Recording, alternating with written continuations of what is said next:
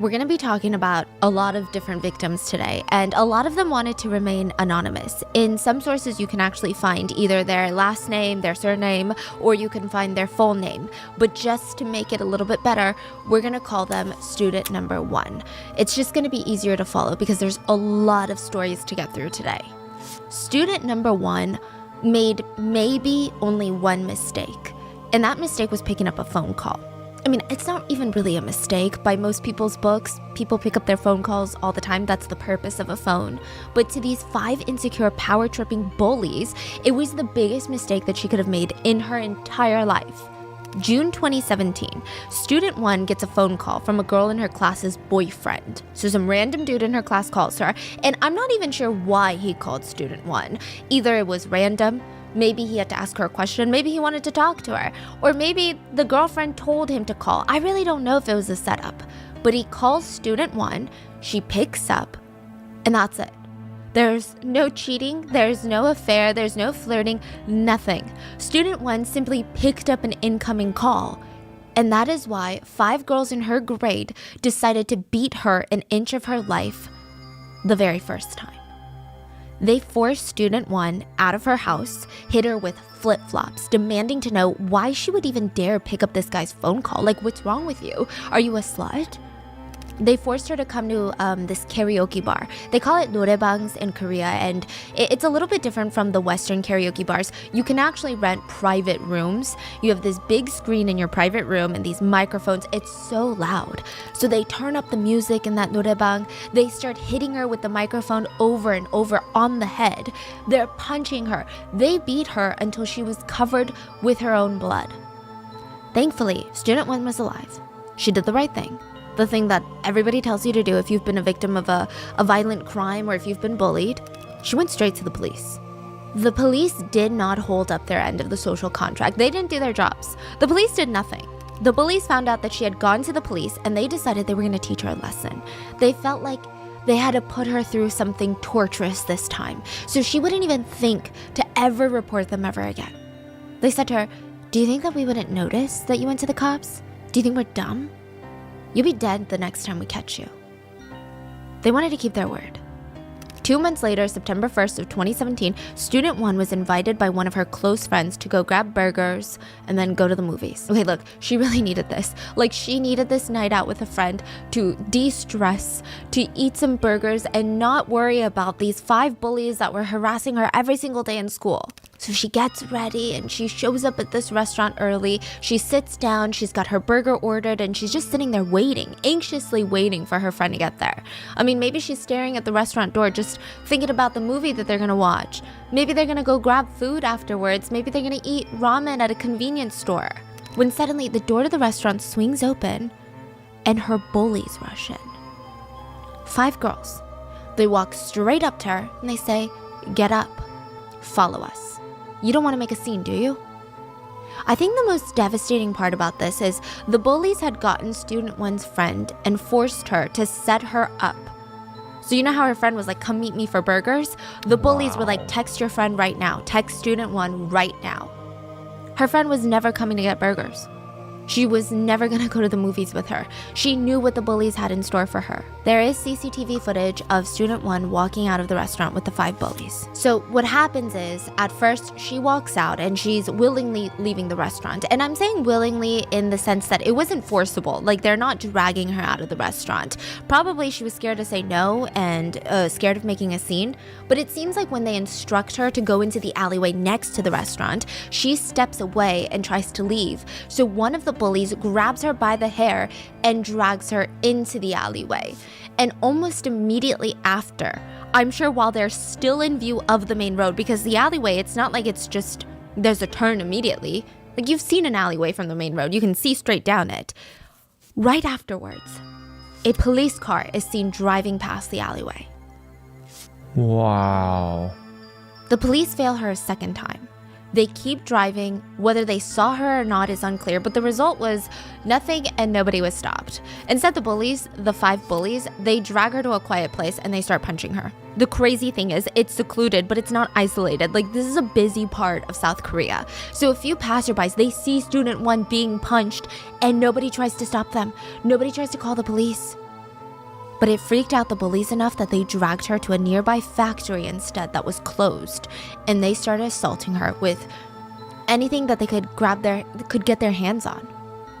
Out of the 5 bullies, it was mainly 2 girls doing most of the physical abuse, but there were still 3 girls just standing there, yelling, threatening the victim, watching as their friends assaulted her with iron pipes, glass soju bottles, bricks, chairs. They used a knife to cut her skin, and they burned her with cigarettes, and they found this vitamin 500 glass bottle. It's like these vitamin supplements in South Korea, and they're in these tiny glass bottles, and the glass is thick.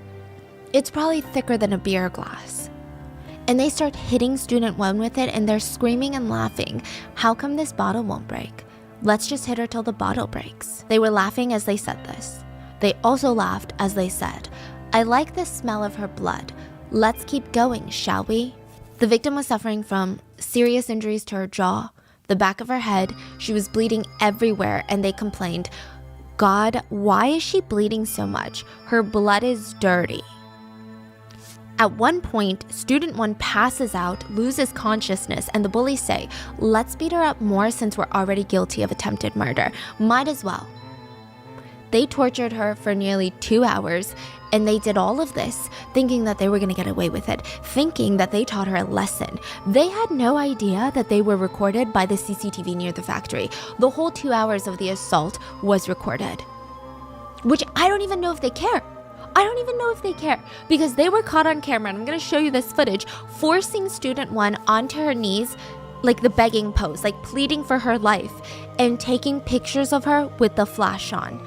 I don't know, as some sort of sick evidence of their torture, like a trophy. Yeah, I mean, I guess they wanted to show it to others of like this, look what we did to her. Look what will happen if you go to the police and tell on us. They would later share this picture. The kneeling photo, or? Oh my gosh. So the CCTV is in black and white, but every inch of this student 1's body was covered in blood. Like, I'm talking, her hair is caked in blood. Every part of her arm and legs are covered in her own blood. They took this picture with the flash on, and one of the bullies would actually send this to a senior upperclassman. And in South Korea, the social hierarchy of age is very intense. I'm sure you guys are familiar with this by now, but if you're a junior in high school, the sophomores in high school are usually bowing 90 degrees to you when they see you in the hallways. Like, it's not even an upperclassman, underclassman type of ordeal. Like, it's very serious. There's even a term you call someone like 언니, 오빠, 형, 누나, right? And the bully sends it to an 언니. So this is who's someone older than her, and someone that she actually is somewhat scared of. Maybe the bully's bully. I have no idea. But she sends this picture, and the 언니 texted back, what did you do? I hit a kid. They'll say it's attempted murder. Do you think I went overboard? You did that? Did you do it alone? You're a real psycho, LOL. Did you and your friend do it together? Answer me. She doesn't respond. So the 언니 texts back, answer me, you bitch. Are you really sending this to me right now, asking if it's okay? I'm getting really tired of you now. You need to control yourself better. That conversation is the most chilling, weird, normal, natural conversation I've ever heard. Like, what is going on? That's why a lot of people had a problem with this conversation once it started getting public, because that's not how you react to a picture like this. You don't just say, I'm getting sick of you. You've been acting up these days. Yeah. To a picture like this. But thankfully, the 언니 does do something about it. She kind of sleeps on it, but she ends up bringing this picture to the police, and the 5 teenagers would be taken in by authorities, and only 2 would be charged as the main perpetrators. The only reason that they were caught is because this 언니 sent the picture into the police. When the bullies found out that the 언니 had reported them, they just scurried to turn themselves into the police, not because they felt remorse, not because they wanted to serve their time for their heinous crime, but they heard that judges are easier on them if they turn themselves in first. When they were questioned on why they did this, they said the victim was being rude to an 언니, which means, an upperclassman, which is a straight up lie. They did this because her boyfriend called student 1, and student 1, being a normal human being, picked up a phone call. Yeah, there's a picture of the floor of the factory where there's just blood staining the entire place where she was kneeled. And then these are her injuries, and that is her shoe. covered in Oh blood. my goodness. That is her? Yeah. These bullies would actually only pay for their crimes by spending a few years in prison. The main bullies received 2 years in juvenile detention centers. Another bully received just a few months. And all of South Korea was pretty outraged. I think the feeling of injustice practically ran through the whole nation. The judge tried to argue minors are physically and mentally impulsive, and they don't have the same ability to perceive as adults do. The court's not going to try these teens under the same standard as adults. The girls, the bullies, the girls, they show guilt and reflection. We must acknowledge that there's room for change with educational rehabilitation. Okay, fine. Maybe with rehabilitation, there will be no such thing as bullying anymore, but that clearly wasn't the case. In fact, more extreme cases of bullying started to pop up all across South Korea after this viral case. Some even inspired the popular Netflix drama, The Glory. These are the real-life stories that inspired that drama.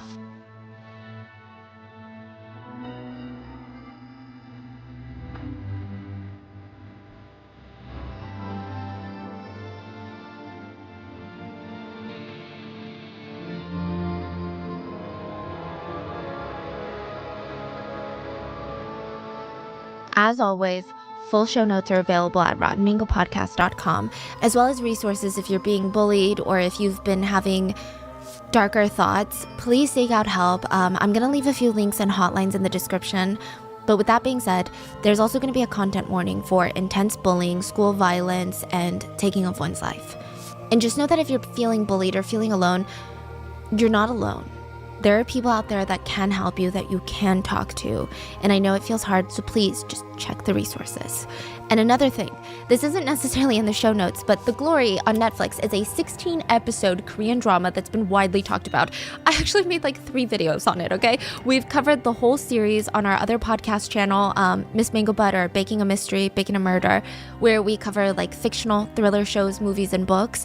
I can leave a link to those, but honestly, The Glory itself, the K-drama on Netflix, has been really good, and it's been touted as a prime example of the saying, art imitates life. So The Glory follows the story of a woman named Moon Dong-eun, who's on this path of just pure revenge. Like, she's been plotting this revenge for nearly 20 years of her life. The story goes, she was bullied in high school by a group of rich kids.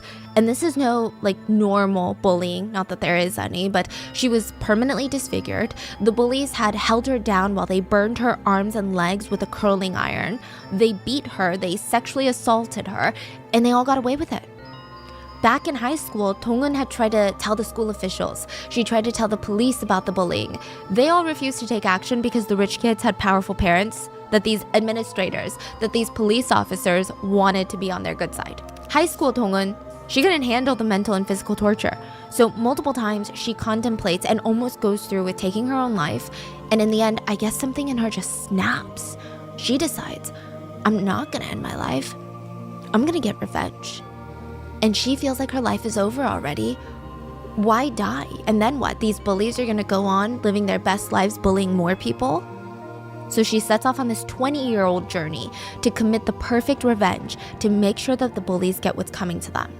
So the drama follows Dong-eun and the bullies that are now in their late 30s.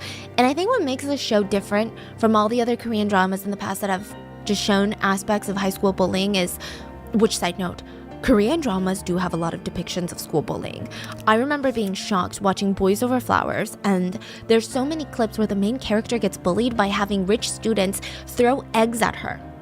She walks into the school, they're throwing eggs at her and pouring bags of flour onto her. I remember showing my mom and being like, that's crazy. And she's like, yeah, Korean bullying is that crazy. It was the weirdest thing.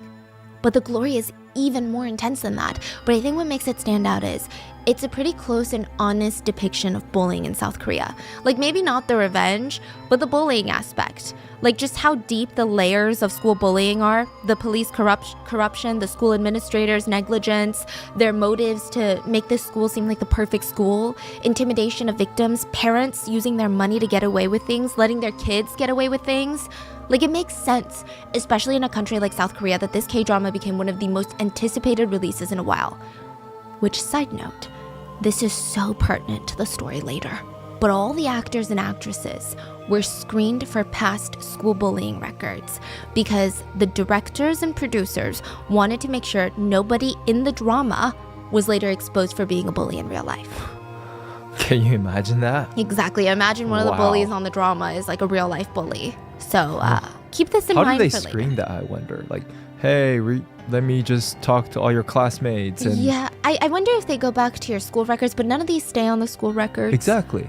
Do they get a PI? Yeah, that's... Or do they do the most basic search? And even today, like, people are getting exposed day by day, right? Okay, so the bullying thing in Korea has become such a shit show. A lot of K-pop idols and actors and actresses, just anyone in mainstream Korean news is constantly being accused of bullying. Some of them are true bullies, but recently we've seen a trend of false allegations of bullying, and it's completely ruined multiple people's careers. Yeah, because, you know, I think that's the problem with being a true victim and these false allegations is that it happened so long ago that there might not be enough evidence. And so it's a really tricky situation. Yeah, very tricky. Yeah, I'm not exactly sure how they would screen for something like that, but keep this in mind because maybe they didn't screen everyone. Okay? Just keep that in mind. So The Glory, it might seem like this really well-written show, and it is, but in the art imitates life kind of way. People start immediately drawing connections between the show and real-life bullying cases that were well-known in South Korea like many years ago. And the show was not just a genius Netflix idea. It was based off these true stories. And there's 3 central themes that The Glory explores, and all these themes have real-life cases that they were inspired by. The 3 elements, the 3 themes are bullying, suicide, and revenge. Those are like the key themes in this whole K-drama. So let's explore the real life cases. The most standout aspect of the bullying in the show is that the bullies are burning Moon Dong-eun, the protagonist, with a curling iron. They're literally holding her down, taunting her, telling her that they're gonna use her skin as a way to check the temperature of the curling iron to see if it's hot enough for their hair. In 2006, Cheong, a middle schooler, again, I don't want to use her full name. I believe you can find it, but let's call her Student 2 for privacy reasons. Student 2 was hospitalized for 2 months. She had traumatic injuries all over her body. Her parents, doctors, even the police were called to the hospital when she was brought in because, I mean, they were alerted, they were alarmed. They were confused on how she got these injuries to begin with. They were concerned for her current health state, her mental state. It's almost like she didn't even realize that she was in pain though. The whole time, she's just begging her parents, you have to let me transfer to a different school. You have to let me transfer to a different school. It's a bit of an odd reaction. The parents are more concerned about like, what happened to you? Who did this to you? Why do you care about transferring to a new school right now? But she just kept repeating, you have to let me transfer to a different school. Please, like, I'm scared of my friends.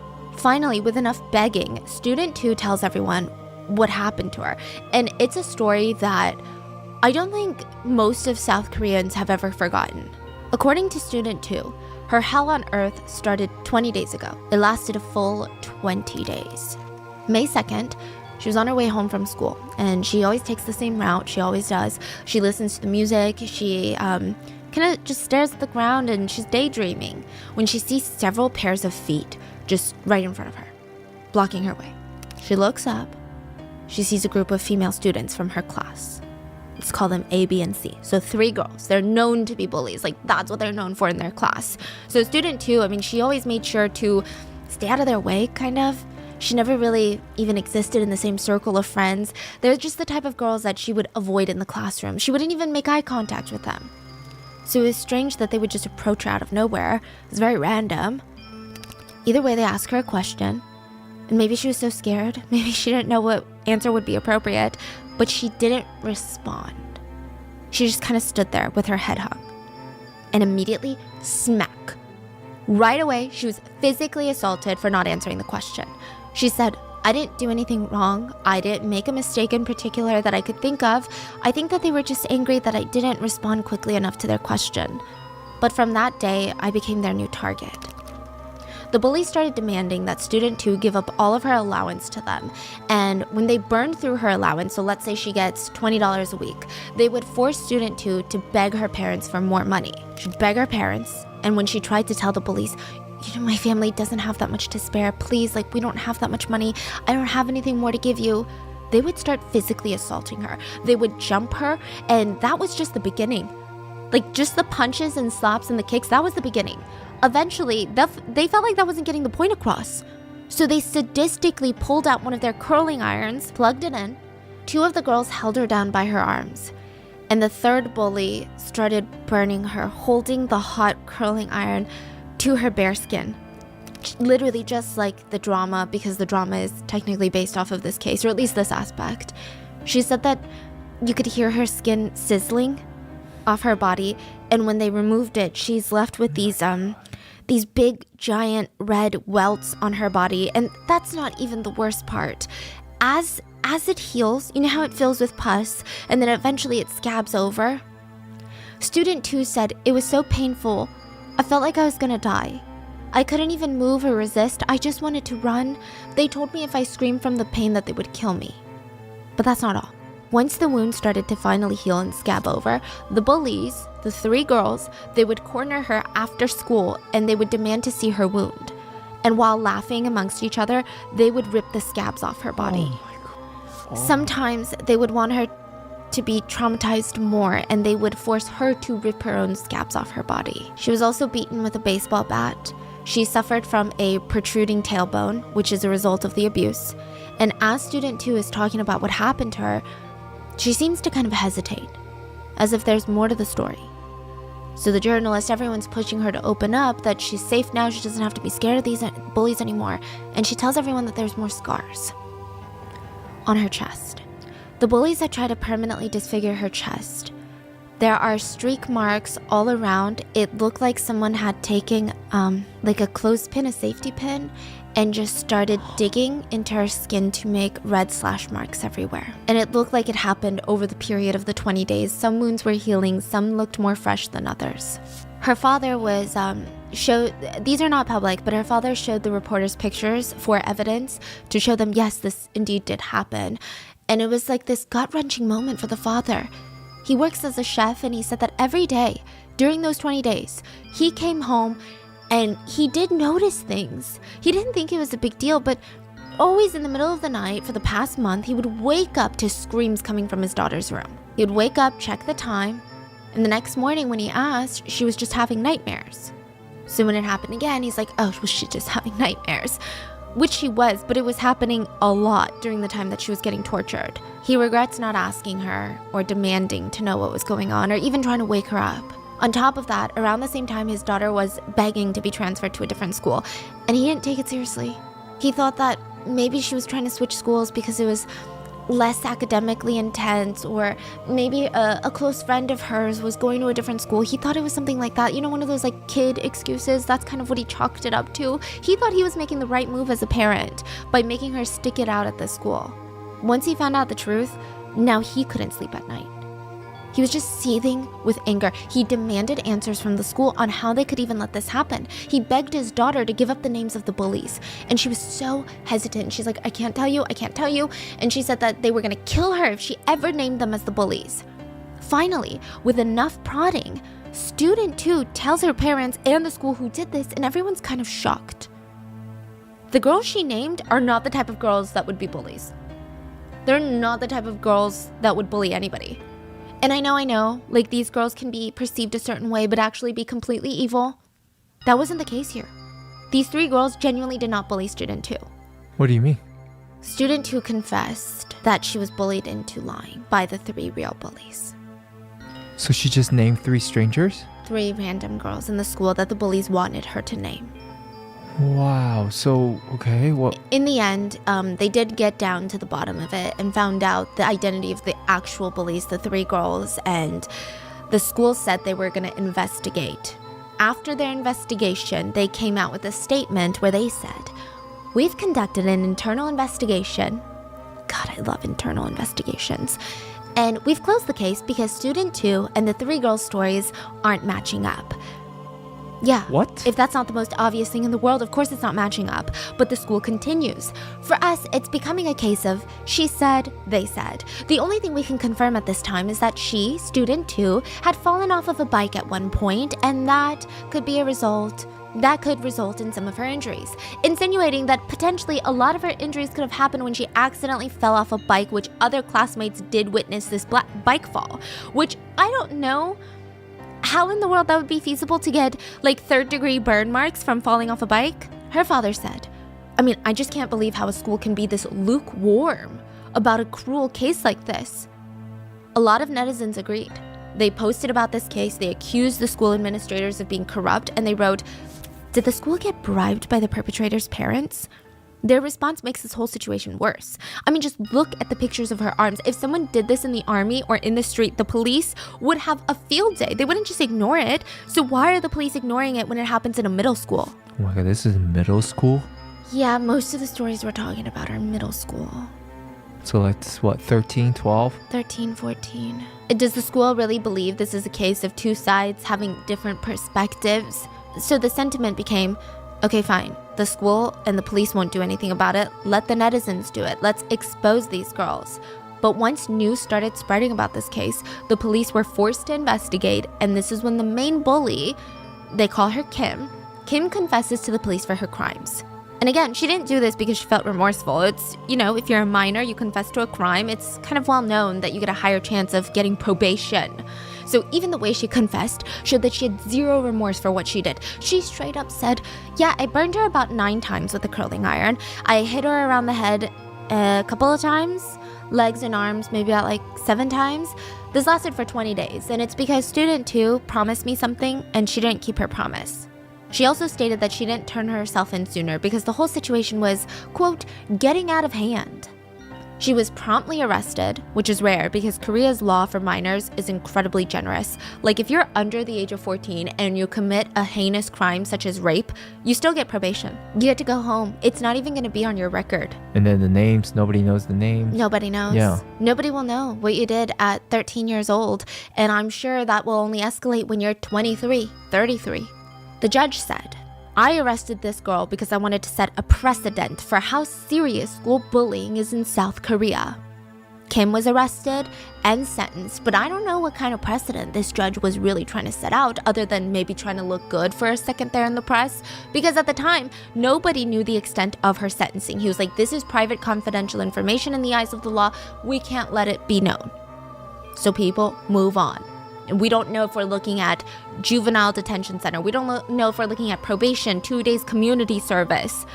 The teachers involved in the case were also investigated and had administrative punishment, which is unknown again what the extent was that because the school refused to tell reporters, but I imagine a week paid time off, which is not a real punishment. Meanwhile, student 2 has to live with the emotional, the mental scars of this for the rest of her life. After 2 months in inpatient care, 2 months, she had to go to a psychiatric hospital. And this is in 2006, right? So this all passes over. And then with the glory trending recently, a lot of people are revisiting this case. And netizens are still furious. And there was an interesting question that was brought up. Like, do you think that these bullies grew up and regret what they did? Do you think that they live with shame and hate? There was so much newfound interest in this case and interest in what happened to that evil middle schooler. Like, what did she grow up to be?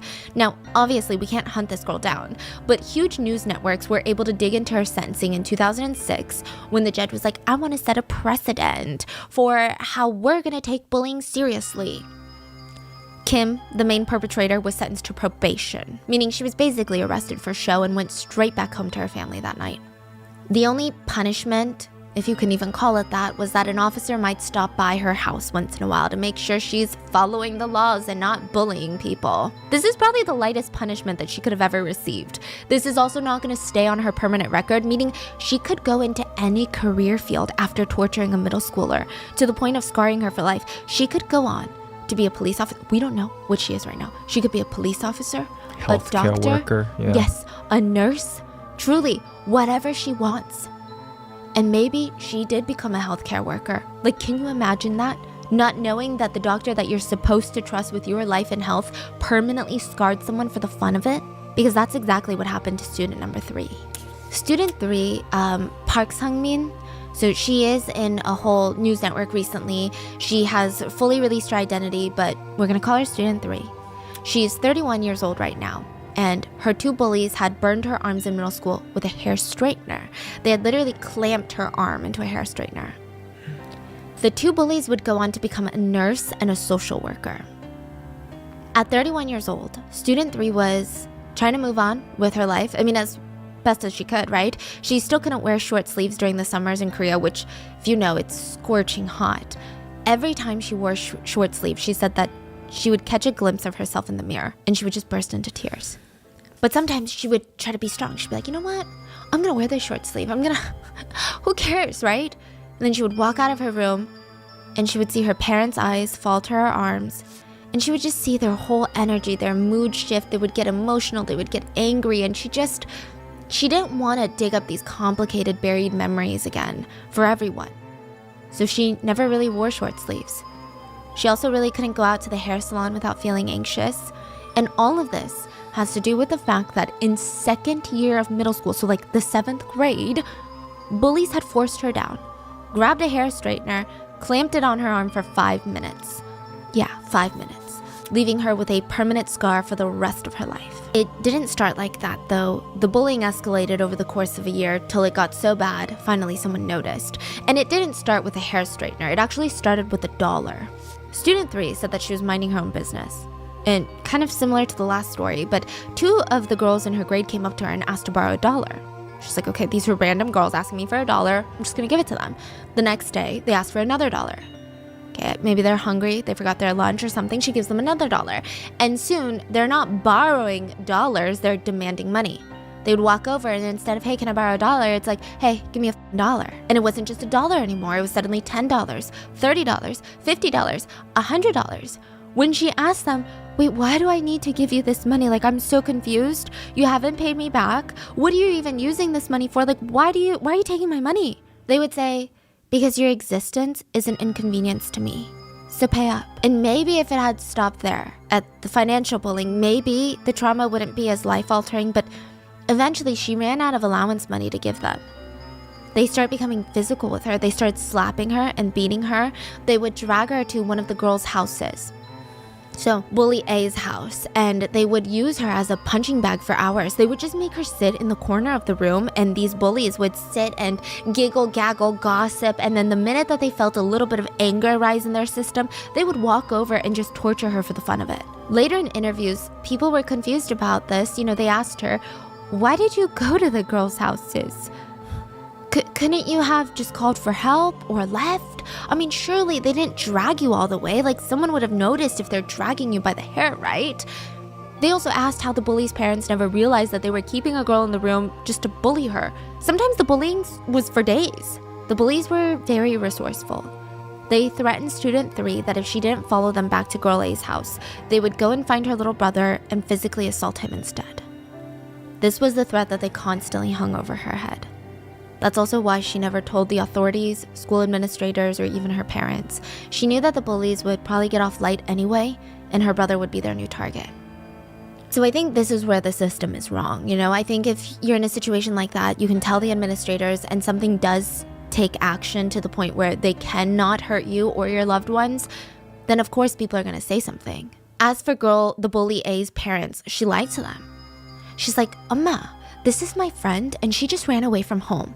Her mom is super abusive, and she's even contemplating suicide. I just want to be there for her as a friend. Is it okay if she sleeps over for a few days? The mom would be like, wow, daughter, you're such a good friend. And since Bully A's parents would both work really long hours, they would all be at Bully A's house and using Student 3 as a punching bag. The abuse went from punching and slapping to grabbing a fork and stabbing it all over her body, like head to toe. The 2 bullies would grab whatever item was nearby, and they would throw it at her face. One time they threw a plastic pipe at her face, and it permanently damaged her cornea, and she has slight vision problems ever since. The longest time she's ever stayed at her bully's house was for 3 days, and they basically starved her the entire time. During this interview, Student 3 was asked, why didn't you try to leave at one point, Especially when your eye is damaged, you didn't try to ever run away from the house? And she said there was no point. One time she did. They knew where she lived. They would either get to her brother or once they came over and they trashed her entire house. making it difficult for her family. They would flip furniture, ransack the whole place, all because she refused to come to Girl A's house. Like, there was no part of Student 3 that was safe. She was constantly covered in bruises and welts and just desperately trying to hide this from the adults. For 6 months, while the abuse lasted, she couldn't even fall asleep. Just like Student 2, every time she closed her eyes, she would have these intense nightmares. So for 6 months, she felt like a sleepless zombie, just going through the motions of life and abuse. She tried gathering as many sleeping pills as she could and tried to take them in hopes of getting a dreamless sleep, but it just wasn't working. She even, in a desperate attempt, told her mom, "Mom, I just want to go to sleep. I just want to sleep. I want to sleep so bad. I want to die. Like, what do I do?" She said that she would zone out and stare out of her window of their apartment on the 3rd floor and wonder, if I fell out of the window, what are the chances of me surviving? If she went to her friends' apartments and they had balconies on higher floors, she always wondered if maybe this would be the place that she would come and jump if she had to take her own life. She said she constantly looked down at the ground and wondered, would I die? Would I live? Would I die? And then one spring day, Student 3 was wearing a long-sleeve white shirt because she can't wear short sleeves. But the wound on her arm wasn't healing properly, and it had this like giant bubble of pus, like it was filled with liquid, and it was bulging out of her shirt. And her teacher noticed it and brought her in to be examined, but the pus made the shirt stick to her arm. They had to cut the shirt off of her to examine her. Her parents were informed, and that's how the bullying came to light. One of the most heartbreaking parts of the story is that she was asked on the show what she would like to say about her bullying and how it was handled, and she talked about how during the time, there were a lot of adults in her life that asked her, "Well, what did you do?" Like, not saying it's your fault, but you must have done something to make the girls react like this. Wow. She said, if there's one thing she would like to say is she would tell these adults that she did nothing wrong. The bullies were forced to apologize for what they did to her, and it wasn't a real or true apology. One of them was straight up laughing while she apologized. And you guessed it, 0 consequences. The main bully was given 40-hour community service and a 1-week school suspension. She wasn't even expended. I feel like these bullies, they should at least get exactly what they did to the victims. Yes. Yeah, you scar someone for life. Yeah. You get the same scar at least. Yeah. At least. Right, at least, right. Because exactly. it was your first choice to even give a scar. And also the fact that you did, even if the bully gets the scar, it still doesn't take away the trauma the victim's gonna live with for the rest of their lives. I just don't see how they think just apology will do. It reminds me of how a lot of countries, including the US, treat like sexual assault cases. Yes, There's so exactly. much concern about the perpetrator's future. Exactly. Like, we can't let this mistake ruin their future. What's worse is that she and the main bully ended up at the same college. And they bumped into each other. So this is after middle school is when the abuse took place. After high school, in college, they bumped into each other, and maybe you would think that this bully has some sort of remorse. No. She smirked, walked up to Student 3 with all of her friends and said, "I know this girl. What major are you?" Student 3 said that she was shaking the whole time. She was so angry, so scared, she couldn't even respond. Like, it was like her trauma was flooding back to her. Thankfully, they didn't have any more run-ins after that, and Student 3 had friends that stuck by her in college. And it wasn't easy making friends.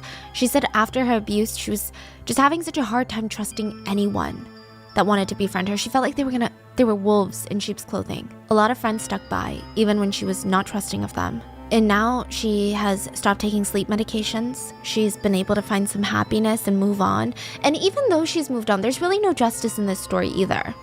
She has to apologize to every hairstylist and hairdresser to not use a hot tool in her hair, because the minute that they pick up a hot iron, she starts to panic. And to make matters worse, the last time she checked on the 2 bullies, one of them was a nurse and the other one was in social work.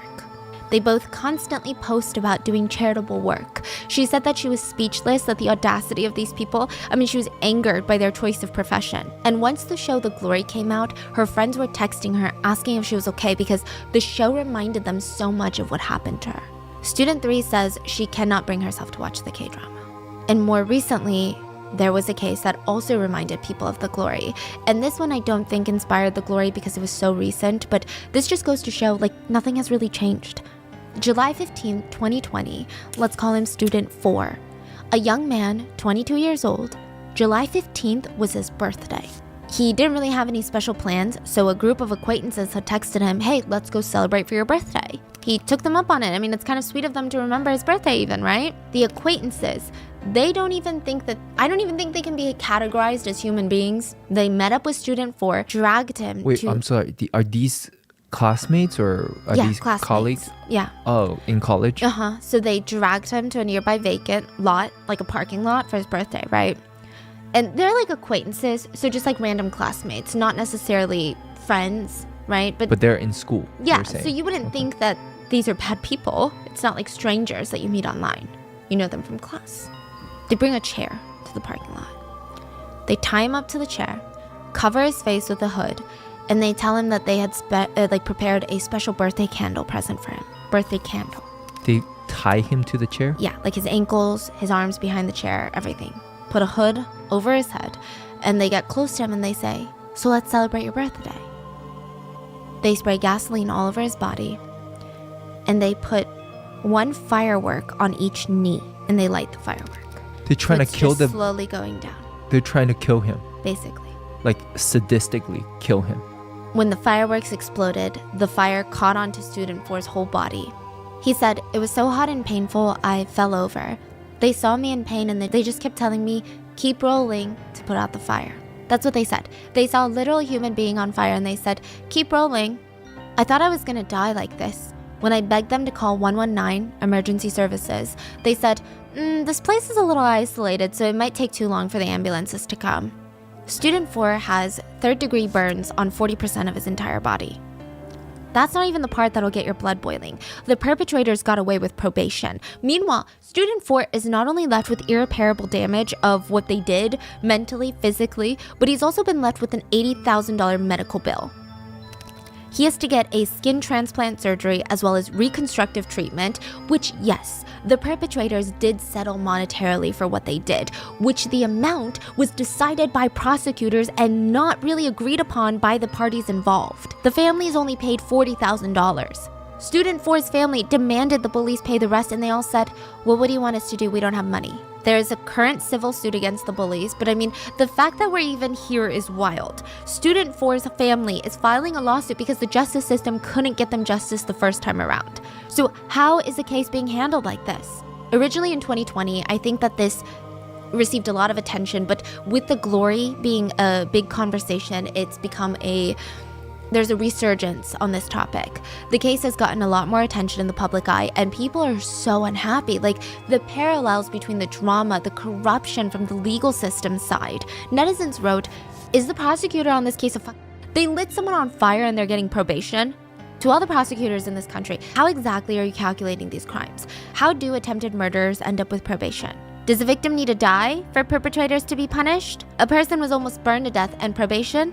You guys are crazy people, are you joking? Someone commented what a lot of us are probably thinking right now. Throw them all in jail and set them on fire.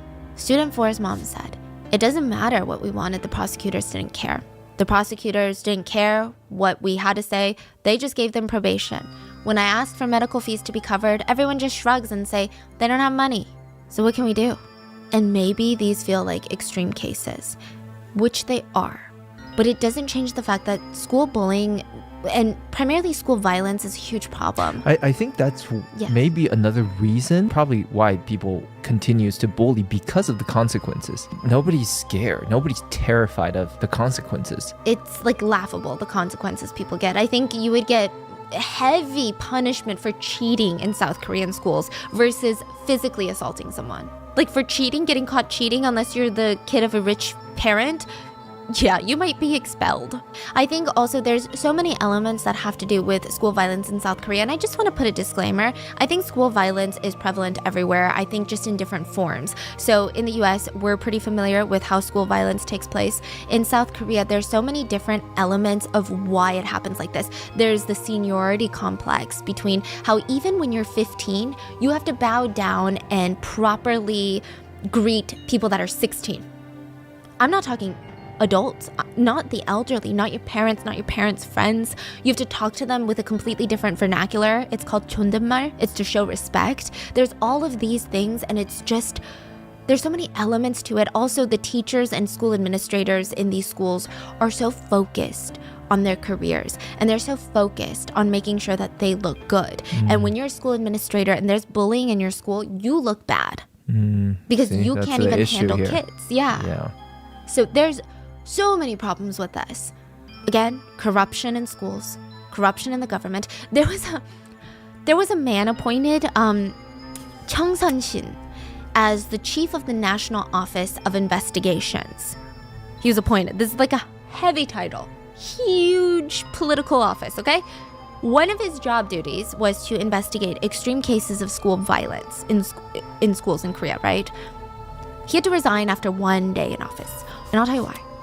It was revealed that the first day in office, he used his position to help his son avoid punishment for bullying and school violence. Wow. This is the man that was supposed to be in charge for getting justice for the victims. His son was a bully, and he helped cover it up. And his son goes to the Harvard of South Korea, Seouldae. Like, where are the consequences for any of these people? Just like in The Glory. It's like literally K-drama. This Yes. is like even in K-drama you're like, ugh, this Even in- can't be real. Exactly. In K-drama, you're like, ugh, this is so far-fetched. Nobody really does that. Like, that's so an abuse of power. How do you get away with it? I think another huge incentive for authorities is that the law is so lenient to minors, it's almost seen as not really worth the work to investigate school bullying, because you're going to investigate, spend all these resources, and then what, the 14-year-old is going to get probation anyway? So there needs to be something changed about the law. Yes, so a lot of South Koreans have been arguing for lowering the age of the responsibility, and right now it's 14. They want to keep lowering it. I think recently it was lowered to 13. There should be a whole different set of laws for school violence, I think. Side note, the government does try to make it seem like they're doing a lot to stop violence, like installing more CCTV cameras near schools, but it's not really helping. There's about 20,000 CCTV cameras nearby schools around Seoul. 93% of them are said to be so low in resolution, it can't even identify who the bully is. Like potato. It's so grainy, you can't tell which student is who. You can't tell which student is being beat and which student is beating. So I don't know why they're trying to pat themselves on the back for this. And again, I'm not trying to say South Korea is the only one that's bad. I mean, again, look at what's going on in schools all around the world. It's horrible. But nearly 1 in 10 students in Korean schools, elementary through high school, 1 in 10 have suffered from school violence. Not just bullying, not verbal bullying, not being an outcast, not being a social pariah. I'm talking violence. 1 in 10, that's 10 out of every 100 students that is physically assaulted in school. We've talked about student 1, 2, 3, and 4 out of the 100. Let's talk about student 5. This case caused international outrage. In 2021, a Mongolian student living in South Korea was tortured for 6 hours by school bullies. 6 hours. They recorded the assault. They tried to sell it to other classmates for $5. The video. That's so freaking crazy. Like all these cases, they record it. Yes. All these bullying. They take pictures, they record it, they brag about it, they send it to their friends and classmates. It's like a sick thing they do. I see a lot of people liken it to gang activity. So in gang activity, you almost flaunt your crimes as a threat to others. Like, you see what I'm willing to do, right? You see what I've done. I'm not even scared. I guess it's supposed to establish some sort of street credit. I mean, they do get away with it. So I can't even call them stupid because the law is stupid and they get away with it. So student 5, the Mongolian student, had moved to South Korea about 10 years ago. So she's 14. She's basically been born and raised in South Korea. Like, not really, but she came here when she's 4. It's as much her home as it is anybody else's. But there are 4 excuses of a human being that did not think so. They basically kidnap student 5, kidnap her around midnight, July 3rd of 2021. They hold her for 6 hours, beat her. They humiliate her by placing her underwear on her head, taking videos of that. They wrote racist slurs on her forehead. They tied her up. They punched her over and over in the face. They were so proud of themselves. Like I said, they tried to sell this footage to their fellow classmates. Eventually, they were taken in by authorities. 2 were sentenced to a juvenile center, but 2 of them, since they were younger than 14, they couldn't even be held criminally responsible. And it's not just the older kids. Student 6 was 9 years old when her nightmare started. Like, these kids that we've been talking about so far have been 14, 15, and that's so young. That's so young. But student 6 was 9 years old. This is a very recent case in the winter of 2022. So just a couple months ago, a 12-year-old boy had called up student 6, a 9-year-old girl that he went to the same school as. She's in 3rd grade. And he's like, hey, come onto the rooftop of the apartment that we live in and let's hang out. I want to play fun games with you. And he's like forcing her to come to the rooftop to play with him. He had made a surprise for her to play on. It's the winter, so it's snowing a lot in South Korea. This is in school or what? No, after school. They go to the same school. Oh, okay. What is that? He said it's a snow bed. Uh-huh. He told her to lie down. She was sexually assaulted by the 12-year-old boy. After that, he convinced her to send pictures of herself to him and threatened to make her a wangta in school, meaning a complete loner in school if she did not. She was too scared to say anything, and the only reason he was caught was because a school teacher happened upon the messages by chance. What's crazy is, the school did not take action. He graduated soon after the incident, out of elementary school.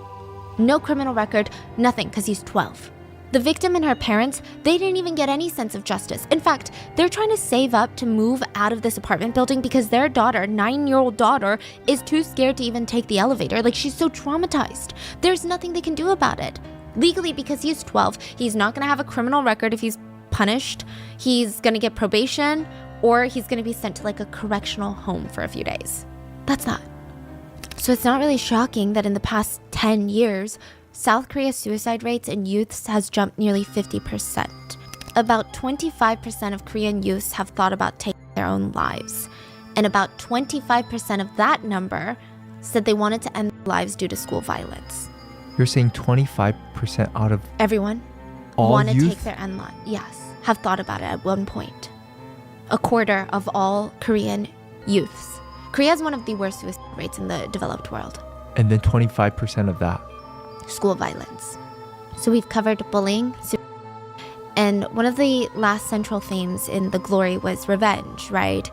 And it's said that that element in the whole show was inspired by a Japanese case. The case of Student 9. Student 9 plotted 12 years to murder the classmates that bullied him. He waited over a decade to try and enact his revenge. So there's not too many details on his school violence or his bullying experience, but Student 9 never really had friends. Like, he didn't expect to get bullied, but he was kind of introverted. He was a bit shy. He never got along with too many people, but soon after elementary school, in middle school, these kids started coming up to him and started beating him up. They would hit him with wooden chairs, they would mock him, pour things over his head, lock him in the supply closet. That was just the start. Eventually, they start tearing off his clothes to humiliate him. They would force him to strip naked in front of girls. Student 9 tried to report the bullying to teachers and parents, but they did absolutely nothing. Instead, they asked him what he did to piss them off. They told him toxically, be a man, stand up for yourself then. It didn't get any better during high school, but I think his whole mindset shifted. He went from being this depressed middle schooler to being angry. He wrote in his diary, "Today was my 18th birthday. I'll let those stupid guys who made me suffer die with me. This is the only reason I'm alive now." He shifted his whole life plan to enact revenge. He studied hard during high school, he got into college, and he started majoring in chemistry. And it was all part of the revenge plan. He wanted to gain knowledge and access to the resources he needed to follow through with a mass murder. He wanted to kill 45 people, and himself, so 46. He said he would devote his 20s to learn how to make a homemade bomb with his chemistry knowledge and find out the best way to kill them all. He wrote in his diary, "I've been thinking about all the ways to kill them, but in the end, using chemical toxins seems to be the best. I even majored in it during college because this is my life goal." And when he turned 27, it had been nearly 12 years, he gathered all 40 of his classmates, 5 teachers, and asked them when they would be available for a class reunion that he was organizing. Oh, so from that same exact class. Yeah. He told them he would have drinks and food all there, and he had no regrets on what he was about to do. Even though only a few of his classmates were the actual physical abusers, he felt like they all deserved to die. He wrote in his diary, "I finished the experiment. It's been so painful for me to stay alive. This is all gonna end soon. All those who have treated me like a bug are about to get what they deserve." He filled the beer bottles with arsenic. He made homemade bombs to kill all 46 people in attendance. And for backup, he brought a remodeled gun. He thought if the bomb failed, he would kill them all one by one. but he did not take his mom into consideration. Days leading up to it, he was so dead set on his revenge plan, he was so distracted, he didn't realize that he had left his diary out for his mom to read. She had been worried about recent behavior, and she read it, realized what he was planning, what he had planned for 12 years of his life. She reported him to the police. He was promptly arrested, the beer was confiscated, the bombs, the guns, they were all retrieved, and after the arrest, Student 9 said, "I just wanted the world to know what I went through, what I felt growing up." He was charged with 6 years in prison for the attempted murder of 45 of his classmates and teachers. It is said that Student 9's story heavily inspired the decades-long revenge plot in The Glory, the drama. So that's 1 through 9 of the 10 out of 100 students who are physically abused in school. And Student 10 was kind of an unexpected one. Just before The Glory Part 2 was released, literally hours before Part 2 was released, Student 10 came out to accuse the producer of The Glory for bullying. What? An Kid-ho is a producer on the show The Glory, and it's said that a former classmate from the Philippines, because producer An studied abroad, Student 10 said, yeah, he himself was a freaking bully. In 1996, he was in middle school, Student 10 was in middle school, producer An was in high school, but he was dating a middle school girlfriend, right? And Student 10 and his friends had teased the producer's girlfriends, like just very middle school play, bickering, joking around.